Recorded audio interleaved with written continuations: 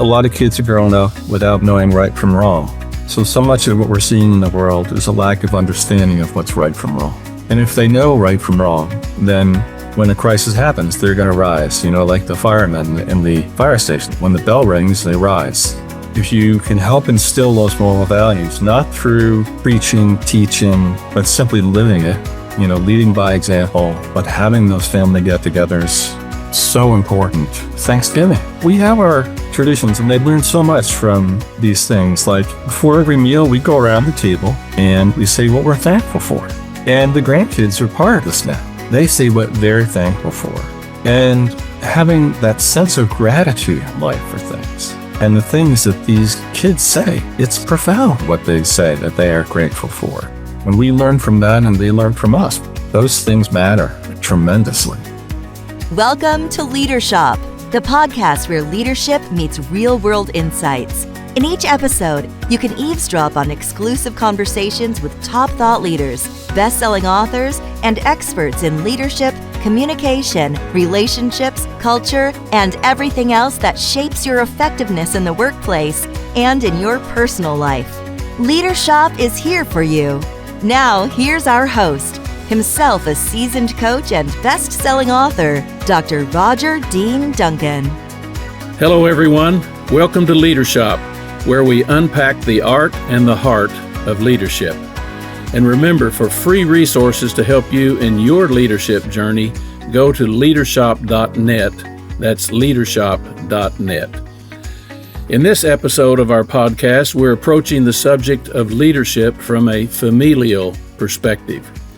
Few roles in life are as tender, complex, and transformative as being a grandparent. It's a life season marked by both reflection and renewal, a chance to pour wisdom, humor, and unconditional love into a new generation. Ted Page, my guest for this episode, captures that magic beautifully in his book, Good Grandpa: Stories from the Heart of Grandfatherhood. In this conversation, Ted and I will explore the emotional terrain of grandfatherhood. We'll consider the lessons that can emerge when we stop trying to fix and start trying to understand, and why the role of grandparent may be one of the most underestimated leadership positions in life. Ted Page, welcome to Leadership. Thank you so much, Roger. I'm really looking forward to this conversation. So am I. Well, can you tell us, to start here, a little bit about your background before you wrote Good Grandpa? Well, I started in New York City as a junior copywriter in the 80s for a big ad agency called McCann Erickson.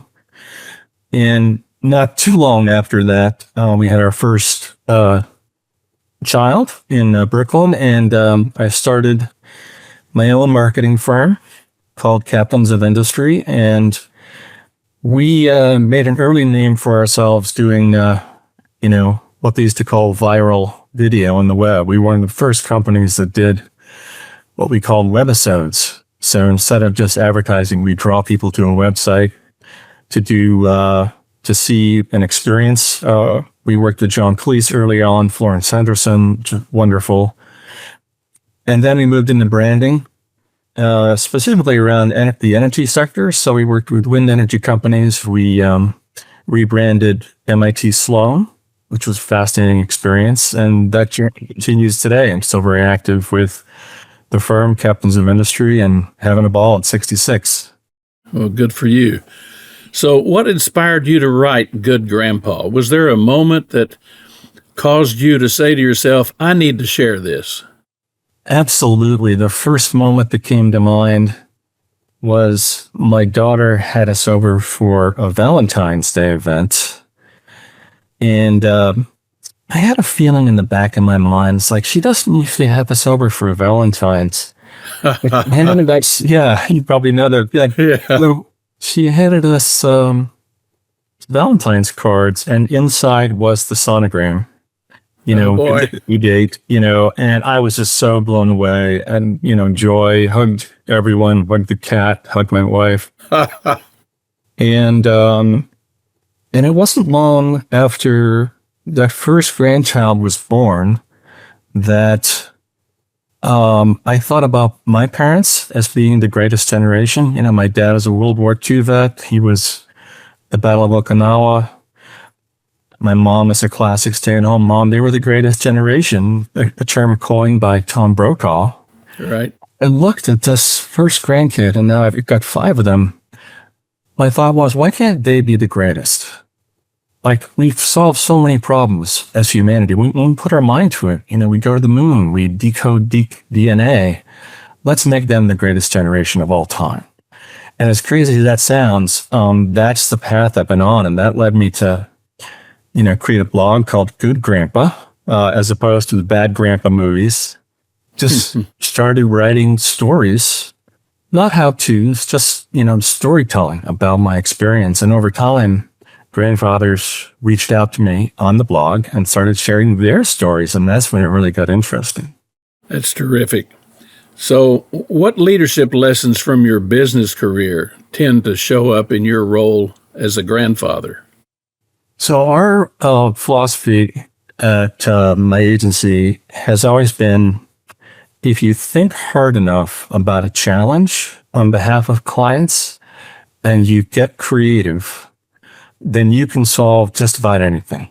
That's just the mindset. You walk in the door, you're going to get creative and figure things out. There was one time with our agency, it was during the Great Recession, and we had some success in the clean energy sector. And I was really frustrated because no one was hiring us to do a solar energy account. One day I said, you know what? If we don't land a solar account by December, I'm going to eat my shorts. And wow. My office manager at the time said, well, you should do that.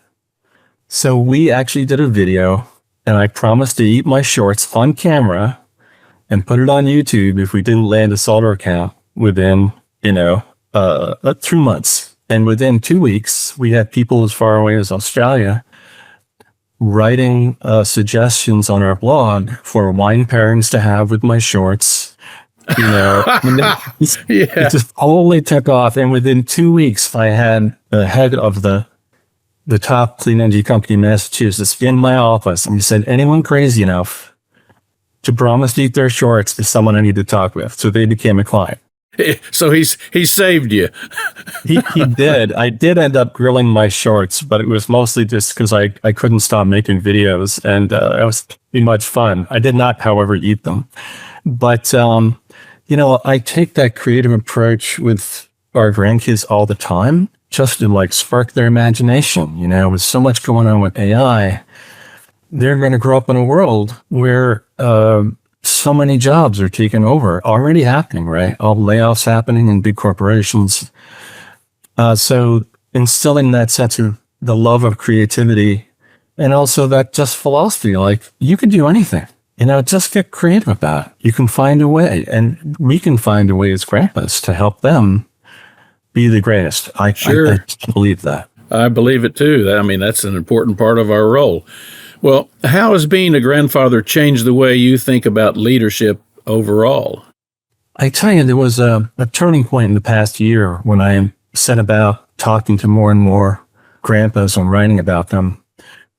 I had an opportunity to speak with grandfathers who were leaders of each branch of the military. So these were vets, Vietnam combat vets, a guy who was a retired 3-star general who flew atomic missions for NATO in Europe. I thought anyone who has flown a hypersonic bomber could maybe instill some leadership principles for me, and how to be a good grandpa. And he did. His name is Ralph Chodis. And I asked him this very question. He said, I'm a firm believer in leading by example. So instead of preaching to our kids or grandkids, do X, Y, Z, I realized that I needed to change first, right? So I need to lead by example and do things. And these veterans, to a man, all of them were still serving in some way. They're serving their communities as an extension of their families. So one thing I'm piloting now, and I'll put it up there, in Forbes, people want to reach out to me in the blog because I want to offer writing seminars, creative writing seminars for veterans groups. So that's the way that I can give back, so veterans can tell their stories. A lot of these stories are very emotional and deeply moving, and it's therapeutic for people to write things down. So reach out to me. I'm here for the troops as much as I can. So that's what I've learned about leadership. So how do you see the role of grandparent differing from that of a parent? What's the difference? Why, there's so many. I think one that certainly comes to mind is that by the time we're grandparents, most of us anyway, don't have the day-to-day responsibilities. And, when I was a dad, I'm curious your experience of this, but, it was always, all right, get your cleats on, we got to go to soccer practice, and make sure you have your vegetables, and, we've got to run to swim class now, and all right, get ready for your music lesson. It was just such a rush, so intense, and so many responsibilities. And as the grandpa, there's a sense of equanimity. There's a sense of calm and that love that you talked about, that we can just be a presence and not have to worry about all the day-to-day things. And I'll give you one example of something that I do and I found other grandfathers do, which was interesting. I give my grandkids chocolate for breakfast. Not the entire breakfast. It's all part of a complete breakfast.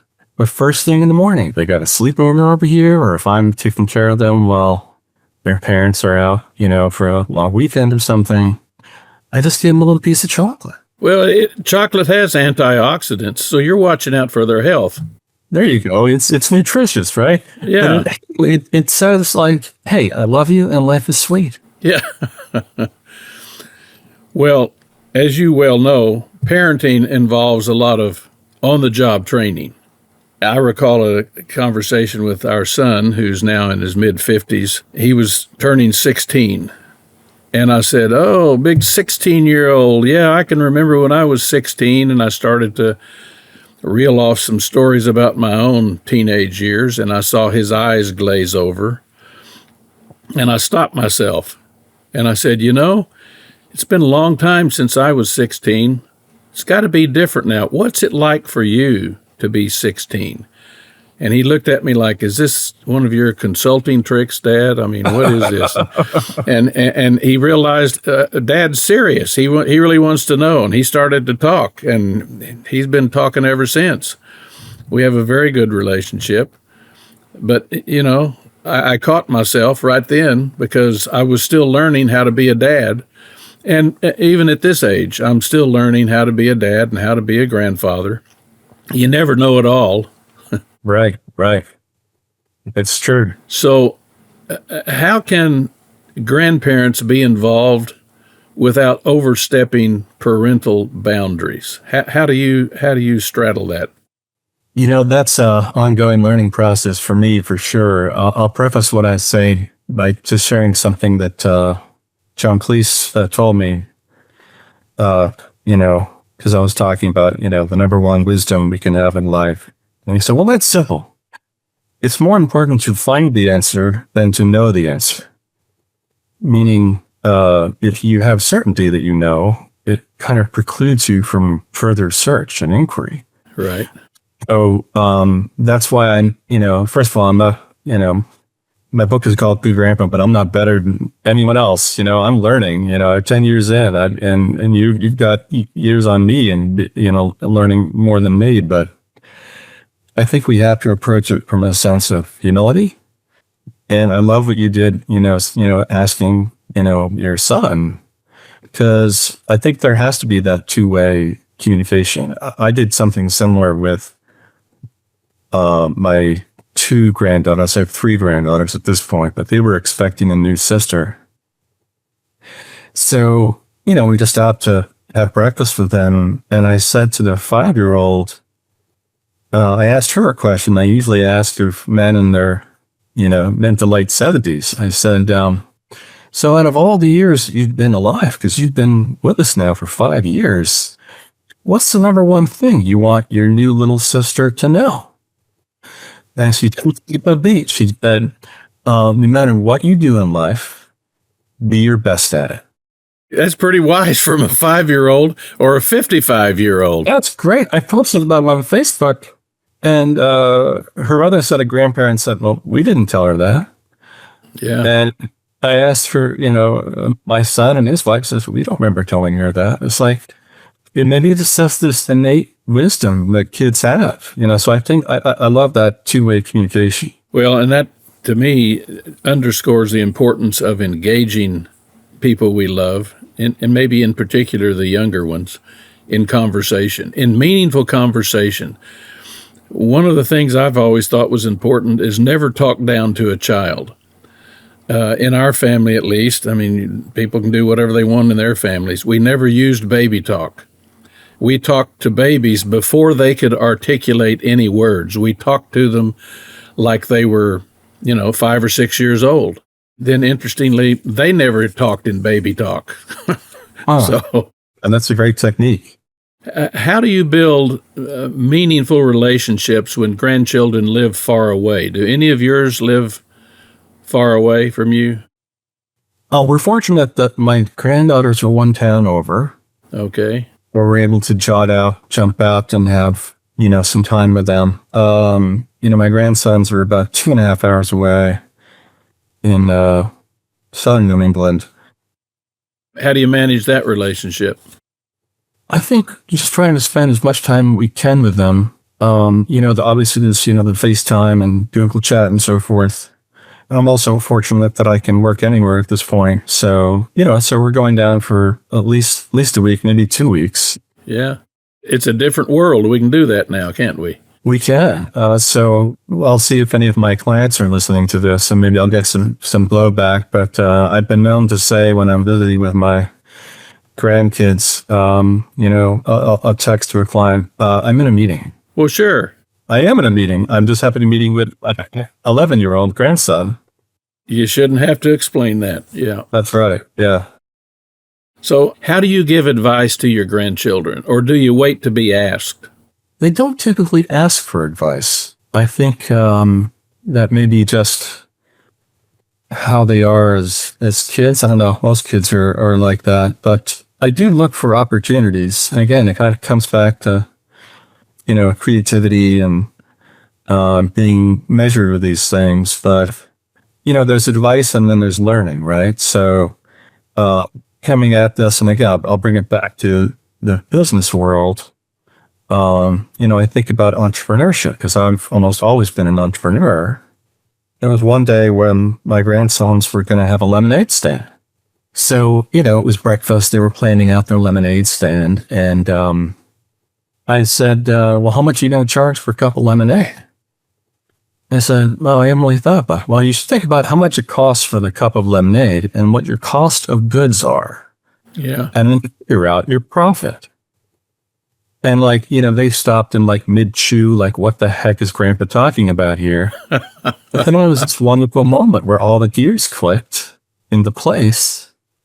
And they're old enough to do the math on this. They figured out the cost of each cup that their dad was getting at Costco. They figured out the cost of the lemonade. They figured out what their profit per cup was. They charged 50 cents per cup, but most people didn't ask for change, so they got a full $1.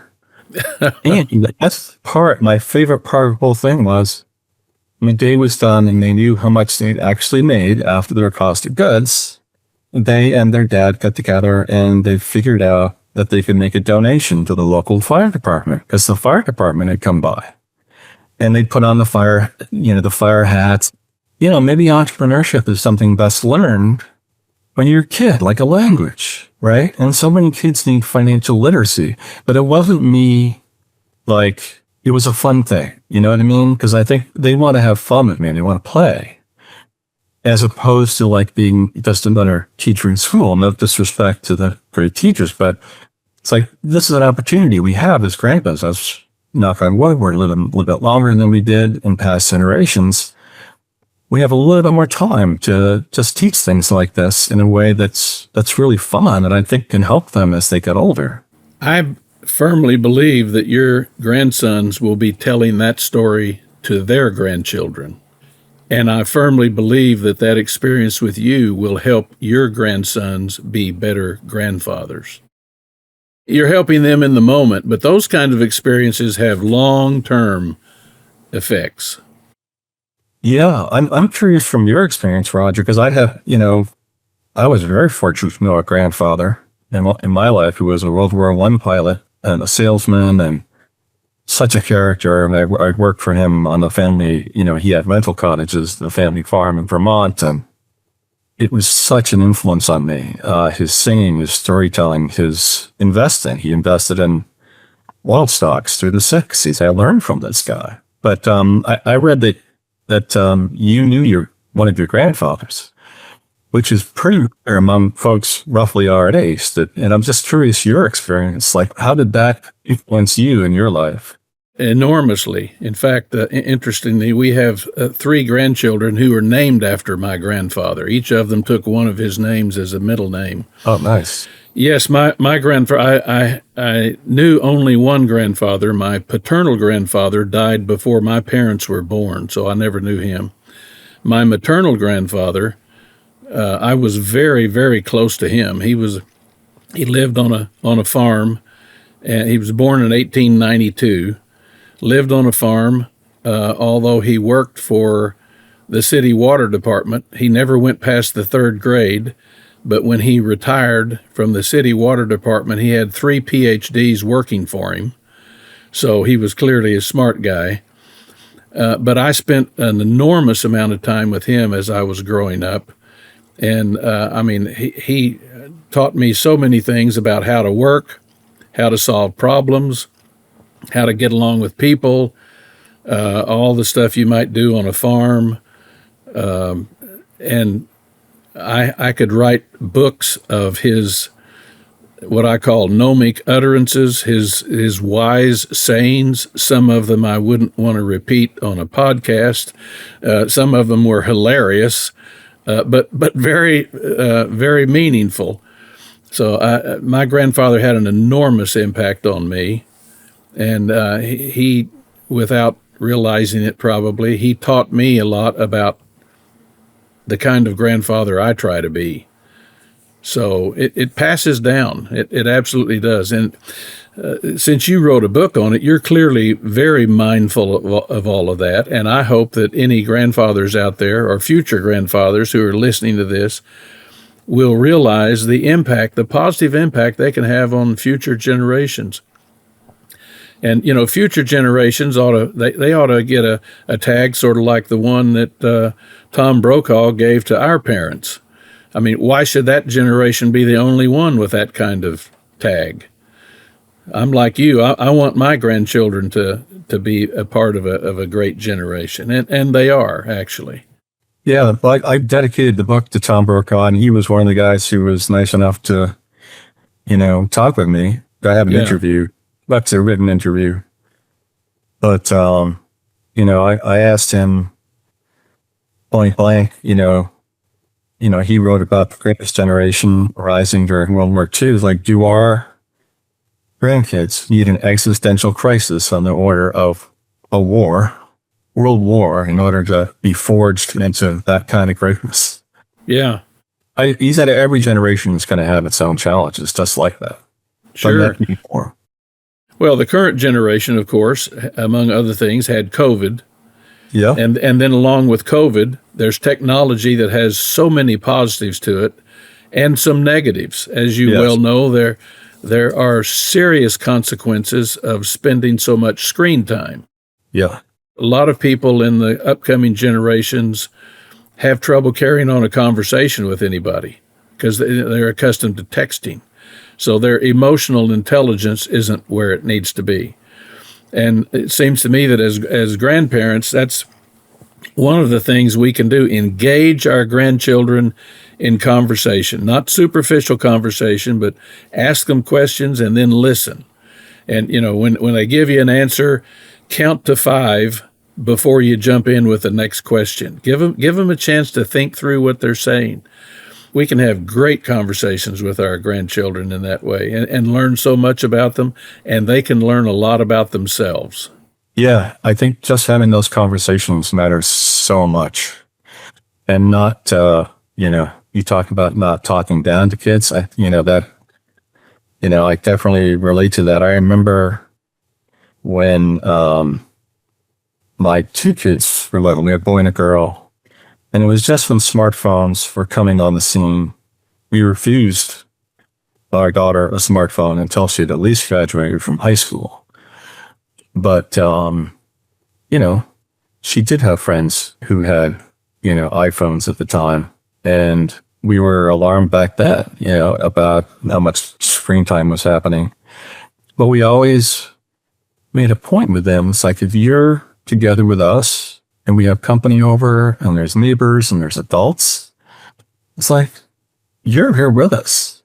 You're not just the kid in the room. Like, let's talk, and they grew up with that mindset of engagement. And I think they also learned, it's not okay to be staring at your phone when you're around people. Right. That's not how we behave in this family. And that's where you talk about where are the lines. I think that's one of the lines that, we would never accept that. It's like, when you're with us, like, no way. Like, it's just, we're talking with each other. We're not here to look at our phones. Right. Your change initiative has the budget. The strategy looks solid, and everyone's nodding along in the meetings. But for some reason, it's going nowhere. Dr. Roger Dean Duncan knows why. After 40 years in the trenches with top business leaders, he knows that change fails when organizations lack the right foundations: trust, accountability, and real communication. Dr. Duncan's free 10-minute assessment shows you exactly where your organization stands.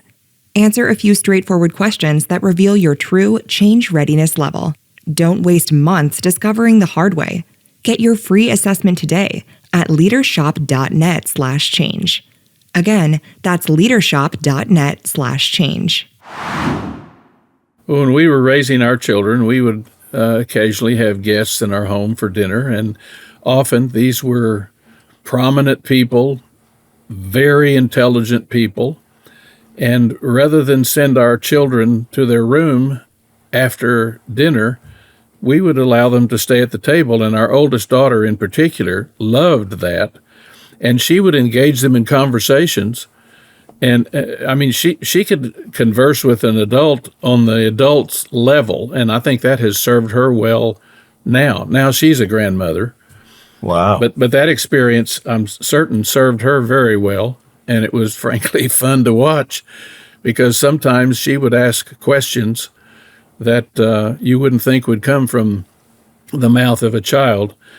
I recall one experience while we were in graduate school, when I was working on my PhD. There was another student, a woman in the program, and she was not married, but she felt that she knew a lot about parenting, and okay, maybe she did. She came to our home for dinner one night, and we had a nice conversation, and she talked with our daughter, Rachel, who was 4.5 years old at the time. And then she asked us, would it be okay if I bought Rachel a book? And we said, well, sure, that'd be fine. We'd want to look it over first, but that'd be sure. So she, a week or so later, brought her a book on childbirth. And we thought, okay. So we looked through the book, and okay, it looked fine to us. So we gave it to Rachel. A few weeks later, this woman came to our home again and asked Rachel, what'd you think of the book? And she said, oh, I liked the book, but it was wrong. And the woman said, well, what do you mean it's wrong? And our 4.5-year-old said, well, it said in the book that the baby grew in the mommy's stomach. Actually, the baby grows in the mommy's uterus. And this woman looked at us like, wow, okay, I think everything's fine here. So you can have conversations with children and teach them correct principles when they're really young, and they can surprise you with the degree to which they understand things. So, we can take a clue from that in our grandparenting role too. Absolutely. So, Ted, how do you model values without being preachy to your grandchildren? You play with the broken window theory, which was, yeah, Rudy Giuliani. yes, back in those days. But he was a very effective mayor, and sometimes it's the little things that have a bigger impact. One of the guys I spoke with last year, because I talked to religious leaders, grandfathers were priests and an imam, two rabbis, including an Orthodox rabbi. And the Orthodox rabbi, he's an influence in his family through his religious teachings. So he's a source for knowledge of and family traditions for a rapidly growing family. I asked him how many grandkids he has. He says nearly 40. Whoa. I thought, if you don't know the exact number week to week, yeah, that means a lot of grandkids. Yeah, I guess. It's like nearly 40. He said his family get-togethers are like Grand Central Station. But he believed very strongly, I take his point that a lot of kids are growing up without knowing right from wrong, right?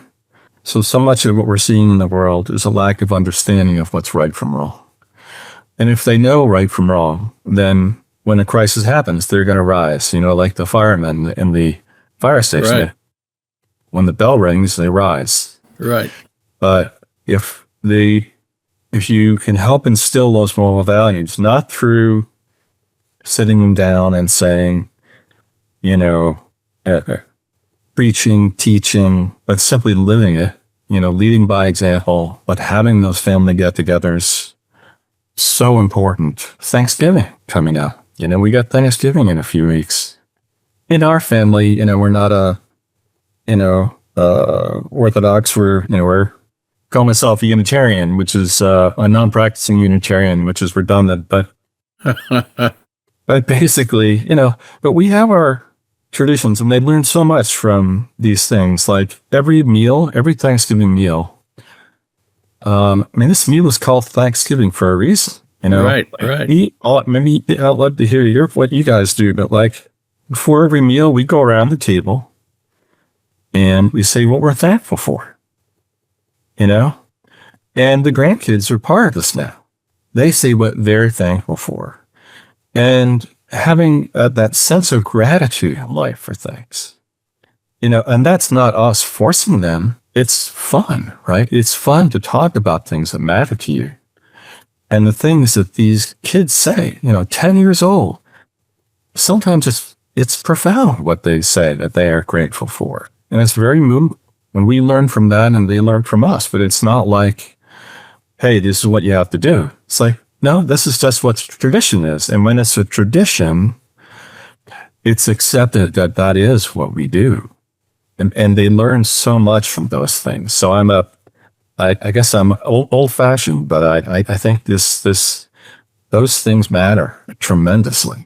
Well, I guess we are members of the same old-fashioned club because we do exactly the same thing. We pass around a bowl with beans, and when it's your turn, you take a bean out and you put it by your plate, and it's your turn to talk about what you're thankful for. And we keep doing that. You get more than one chance. You get multiple chances. So as we hear each other express what we're grateful for, it triggers ideas about, oh yeah, maybe I've taken this blessing for granted. I am really grateful for this. And the conversations can get pretty revealing and very enlightening and touching, actually, because we realize how much we really do have to be thankful for. And that touches on family traditions. I suspect you agree that family traditions are very important. Absolutely. I think the family traditions and I think there's applications for, business leaders here, because one of my clients is in Florida, wonderful company. And they had a family fall festival. And I'll give the name of the company for, privacy reasons, but, they run the company like a family. And as fast as that company is growing, they are maintaining a family culture. And so this was a lot of folks from one of the manufacturing facilities. They had barbecue trucks, they had axe throwing. That did very well, by the way. With the axe. Okay. Nobody hurt. Nobody got hurt. And someone had passed away. There was a guy, I had never met him, but he was a longtime factory worker, and he had died. So the chairman of the company goes before all these employees at this family fun day and talks about this guy and how much he meant to everyone and what they were grateful for about his presence in that company. It's like, if you run a company like a family and you can grow it, that is solid gold. Sure. Best companies have a sense of belonging, and how do we instill that as business leaders in a way that's really genuine and not, just like corporate words and a PowerPoint. Well, that conversation that you just alluded to, it was a great way to reinforce values. A lot of organizations, as you know, they've got their mission, vision, and value statements all over the employee cafeteria walls, but that doesn't mean people are living the values. But if you talk about the values and celebrate the values, even if you're talking about somebody who's passed away and you're honoring what you observed in them, that reinforces the idea that here's what we value, here's what we stand for, and oh, by the way, here's what we don't stand for. And I think that's a good way to teach values to grandchildren, rather than preach to them. Nobody wants to be preached to. Talk about somebody who's out there that they can observe, who has exhibited a particular behavior that represents a good value, and talk about the impact that person is having on others. I think that's a great way to teach. I mean, sure, there are a lot of negative role models out there, but there are a lot of really positive ones too. Yeah, I think building culture through those positive role models within a company or within a thing. Yeah. Barry General, I mentioned earlier, terrific guy, he takes his grandkids, his organization called Roots for Boots that serves veterans. They bring meals to veterans in need, Iraq War veterans, Afghanistan veterans. Every year they have a Camp Nonna, known as Italian for a grandmother, and they get together and, this retired general is not saying this is what we do. He's saying, no, we're going out today. We're bringing meals to these veterans together, and you're going to come with us. So much fun. You didn't have to preach to them. So that's what we're doing today. Yeah, I've had good experiences with raising our children, especially our one son, as when I would go out and help some family and have him be there with me and see the impact it could have on a family. That certainly taught him, and I learned it most of it from my grandfather, some from my father, but I spent so much time with my grandfather. So, Ted, what is one habit or mindset that you've had to unlearn in your role as grandpa? Along the lines of trying not to cross lines, and micromanage my kids and their behavior, and it's really hard. And I can't say I'm particularly good at it, but I'm trying. Is even when things seem alarming, like what do you do to step in? Because my old habit as a dad was, I'll give you one example, was when one of my granddaughters was just learning how to eat solid food. My daughter-in-law cut up pieces of meat and gave it to her on the high chair tray. And I said, those pieces of meat are too big. She's going to choke. It didn't go well. she basically got irate with me and said, "Do you think I don't know how to cut up my kids' food?" So I simply backed off and said, I am so sorry. My granddaughter did not choke, and everything was fine. So recognizing that we raised our kids a certain way, and their parents, my in-laws' parents, did the same, and have a leap of faith sometimes that they're going to be fine without us. So I've had to kind of unlearn that part of my dad brain to a certain extent. There's still times when I'll just kind of step in when I think something is egregiously wrong or dangerous. Yeah, and of course, how you say it is as important as what you say sometimes. Oh, I tread very lightly. I really try. And patience, right? Like I want to be as supportive as I can possibly be with my kids, because it's so hard raising. We know what it's like, right? We've been there. Yeah. But even like, my kids making sure they set up college savings plans for their kids. Sure. And I've had to gently remind them on multiple occasions, like, we want to help. We can't help until you set up an account and give us access to the account. But it takes sometimes just kind of stepping back and recognizing how busy they are. Or try to remember how busy we were when we were, the young moms and dads, and be just patient. So I think part of it is this relearning or learning the art of patience, I think. Sure. Well, for me, one of the joys of being a grandparent is watching my children be parents. And fortunately, all of them seem to be terrific parents.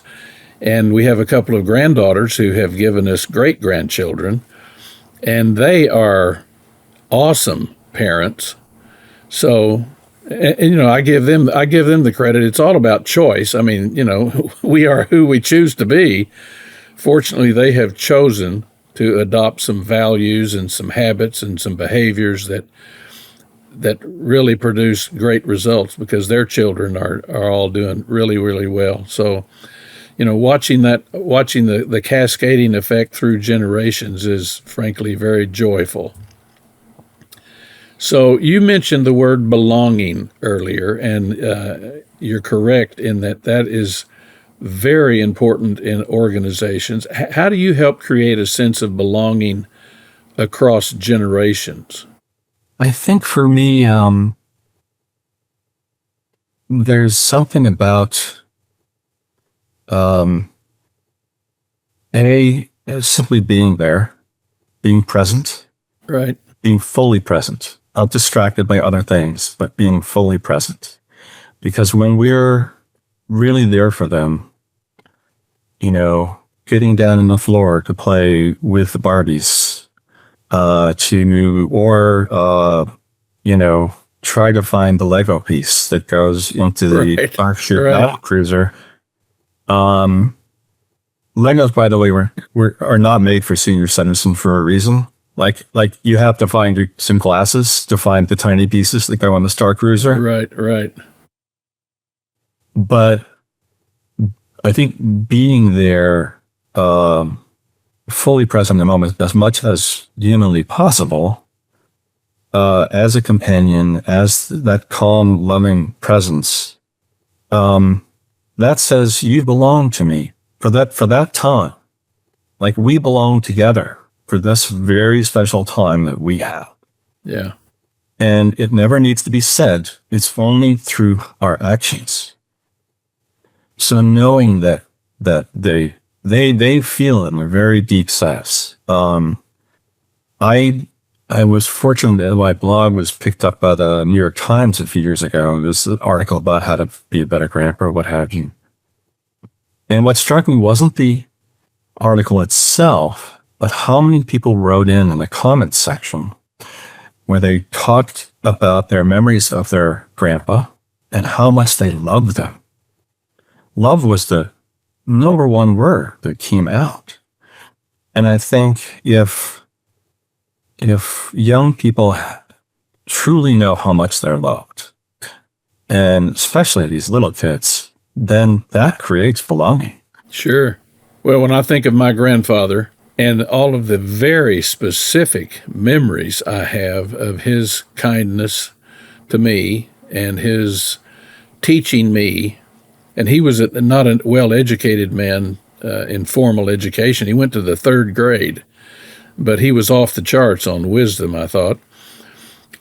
When I have all of those memories, it reminds me, well, of course, my grandchildren are going to have memories of me. So what kind of memories do I want to give them? So that hopefully kind of keeps me on my toes about how I want to behave as a grandfather. Right. When you, if I could ask you a question, Roger, when you think about everything your grandfather shared with you, that wisdom in your life as a great grandfather, which I aspire to be someday. But is there one thing that comes to mind first and foremost when you think about the wisdom that you want to impart to them? Well, there are so many things. Off the top of my head, if I picked one, it would be that my grandfather felt that any challenge could be overcome.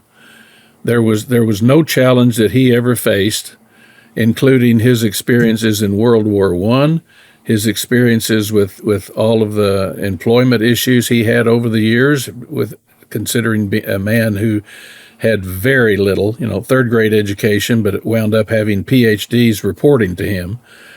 I don't recall his ever telling me explicitly that there's no challenge you cannot overcome, but his behavior certainly taught me that. And even when we were, building something on the farm or repairing something on the farm, he always managed to figure it out. He never, ever got flustered or frustrated. In fact, he seemed to thrive on a challenge that I suspect a lot of people would have walked away from. And again, the way he taught me was never explicit. He didn't talk a lot, but his behavior was worth multiple generations of PhDs. So that's what I took away from him. And there's so many things, very, very fond memories. I sometimes have said, he's one of the first people I want to see when I get to heaven. I want to see my grandfather. Yeah. So, well, let me ask you this final question, Ted. How do you want to be remembered by your grandchildren? I was fortunate to have an opportunity to create that sense of legacy just in my writing journey, because I've actually written down what I want them to believe. But I think also, I want to be present in their lives through the positive experiences that we've had, and to understand how important it is to be kind to other people. Because that was really a top theme I've heard from so many grandfathers, and it's true. The need to exceed the golden rule, to go past just being kind to people, but do all the others better than you anticipate they will do all to you. Exactly. It pays such dividends for us and helping us overcome hurdles in life. And you could be big and strong. I'm 6'6", but that didn't help me get through the tough parts of my life. What helps you get through and get into your mid-60s and beyond and have a successful company, being nice to people. And because you know what? When the chips are down, they're the ones who are there for you. For sure. Well, thank you so much, Ted. You've reminded us that legacy isn't built in boardrooms.